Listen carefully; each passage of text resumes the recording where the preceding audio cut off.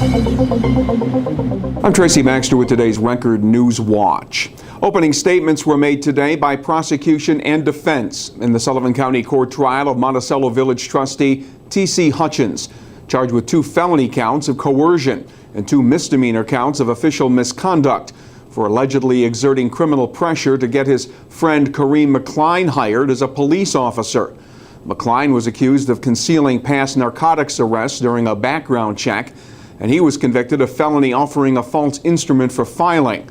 Former village manager John Legrecci pleaded guilty in May to a misdemeanor count of official misconduct for his role in the case.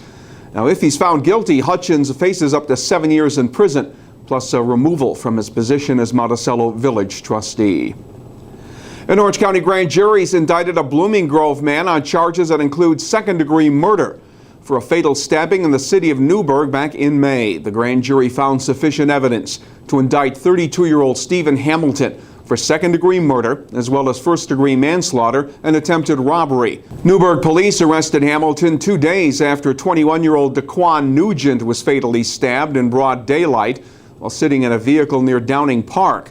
Area residents told police they heard the pair arguing prior to the incident. Hamilton was also indicted today for an unrelated knife-point robbery in Newburgh back in April. Local members of the grassroots organization Citizens Action are putting on the pressure to get public campaign finance law pushed through the state Senate and then signed into law before the end of the state legislative session later this month. Citizens Action members have been targeting Senate Republicans, including Hudson Valley Senator John Bonasek, in their efforts to get the publicly financed Fair Elections bill passed. Supporters of the Fair Elections for New York campaign want state lawmakers to pass a reform package that would include public financing of elections, which they say would increase small donor participation in elections and reduce the influence of big money in politics. The push comes in the wake of a series of public corruption scandals involving several state lawmakers. The continuing violence in Afghanistan's claimed the life of a Warwick High School graduate and 2 others from our part of New York State. Major Jamie Leonard, a 1992 graduate of Warwick Valley High School and a 1997 graduate of West Point, was shot and killed Saturday on an Afghan National Army base by a man in an Afghan Army uniform. Also killed in that attack, Lieutenant Colonel Todd Clark, an Albany native, and Joseph Morbido from Hunter and Greene County, who was part of a group teaching Afghans how to be police officers. Major Leonard's relatives were traveling to Dover Air Force Base in Delaware today to meet the casket.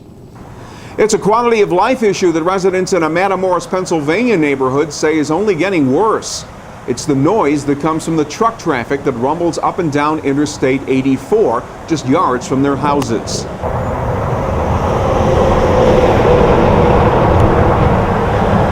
The situation's gotten so bad that Margaret Street resident Lisa Babcock has helped coordinate a petition drive. Their goal? Get PennDOT to construct a sound barrier wall along a 2-mile stretch between Matamoras and Westfall. The noise has become so unbearable. At times you can't even hear yourself talk, let alone talk to somebody else outside the house. You can't have people over, you can't have picnics, you can't have parties, because if you do, this is what you have to hear. I'm worried about, number 1, the traffic, number 2, the pollution, number 3, the trucks coming down off of the mountain that are hitting their brakes, and the asbestos and the pollution. And I really feel that something needs to be addressed. Nothing has ever been done. Time's up. You know, I've been here for 9 years. 9 years later, it's hard to live in this. And I'm hoping to God that maybe somebody will listen to us, listen to our little town, help the people out that are in my little community, and do something that will benefit us all. Westfall Township officials have promised to send a letter to state transportation officials who are planning a major road replacement project in that section of I-84. But to this point, a sound barrier isn't part of their plan. It was the second petition that Babcock and neighbors have circulated. The other one calls on local officials to close off the nearby pedestrian tunnel that runs beneath I-84. Babcock says it's become a hangout for teens who are doing drugs, shooting off fireworks, and taking part in other acts of criminal mischief. And the Hudson Valley Humane Society is hoping someone witnessed an incident in the city of Newburgh where a dog was tossed from the window of a moving truck. happened Monday afternoon, June 3rd on Powell Avenue, when someone threw a dog out the window of a black flatbed truck. The dog, who Humane Society workers are calling Benny, wasn't hurt and ran after the truck but couldn't catch up. Anyone with information about the incident is asked to call the Hudson Valley Humane Society. Their number is 845-354-3124. We'll see some improvement in our weather, but it won't last long. It'll be mostly sunny Wednesday with the highs in the upper 70s. Clouds return to the region on Thursday, and they will bring more showers with them. Temperatures will be in the range of 75 to 80 degrees.